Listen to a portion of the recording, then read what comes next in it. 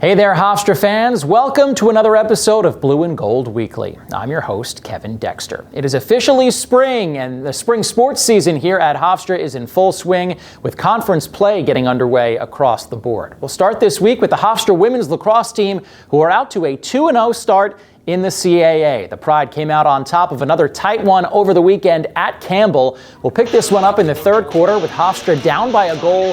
Haley Bender with her 5th goal of the game to tie it.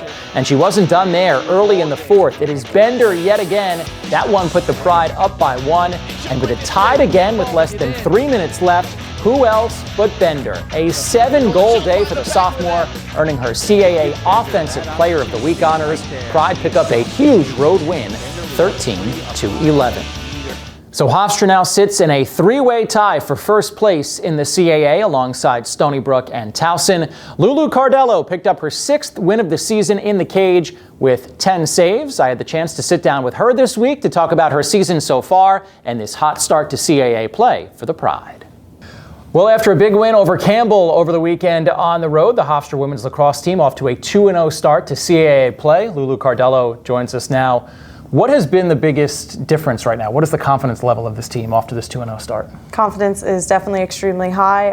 That huge win against Campbell means so much to our team, and we're definitely feeling really good, working well together, and we all have a great mindset going into this weekend. Obviously, you've been here a long time, and you know how tough the CAA is, right? It always comes down to those last couple games in terms of making the CAA postseason. How important is getting off to this good start for you guys? It's like I said, it's huge. Our conference is super tight this year. Every team has a chance, but like our coach says, we got to go 1-0 every single weekend. You're in your 4th year now as the starter, right? As one of the leaders on this team. Has anything changed for you, knowing, hey, this is my senior year, and being one of the leaders in this group? Yeah, it's definitely a bittersweet feeling. Like, you got to soak in every single moment. Not that I didn't the years prior, but especially this year, knowing like the end is near. So just valuing every moment with my teammates, every second on the field, and just being present in the moment. Obviously, you have a good group of your team coming back year after year. You guys have been together for a while. Has that helped maybe a little bit of chemistry early on in this season? Yeah, I think especially in the fall too, we built our chemistry up, but it's always nice having those players you've been on the field with next to you. Offensively, obviously we know how great of a season Nikki had last year, but there's more pieces now. More players are really stepping up. Kaylee Bender, of course, had the huge game on Sunday with 7 goals. How important has that been to this team to just have a lot of different threats offensively? Huge. I mean, our offense is awesome. We have a bunch of different players. We got Bender, we got Nat DeMeo, Julia Harris, Nikki, obviously. Nikki's been doing a great job leading down there, and just having everybody chip away piece by piece, it's so important to this team. How about on your end of the field and defensively? Defensively, same thing. We're young, but we're learning. We've gotten better each game, each day of practice. We got Christine Dannenfelser, Natalie Little, Evan, all 3 solid defenders, and it's awesome having them in front of me.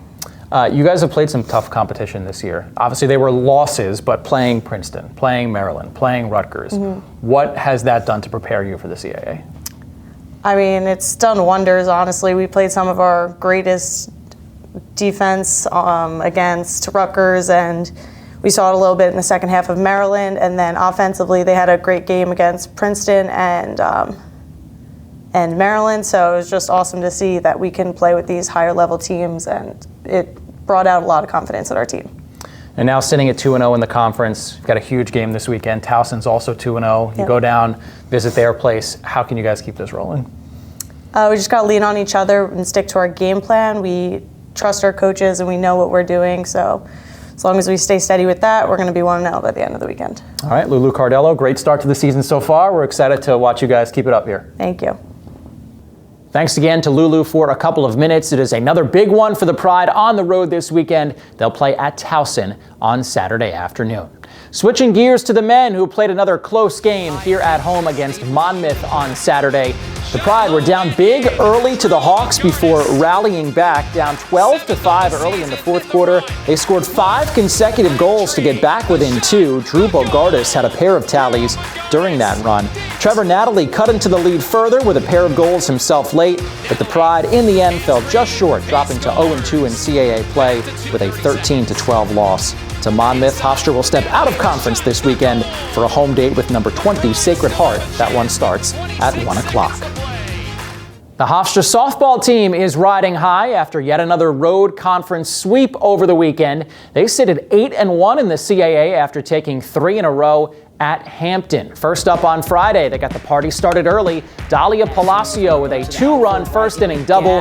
Madison Stepp struck out 4 over 7 innings in the circle, and the Pride took Game 1 9-3. On Saturday, it was all offense from the start. The Pride had a 10-run top of the first inning. Emma Fallon struck out 8 over 5, and the Pride hung on to win that one by that 10-0 score in 5 innings. And then on Sunday to cap it off, Chelsea Villar put the Pride on top with this RBI single in the second, and Madison Stepp did the rest. 7 innings of shutout ball, striking out 8.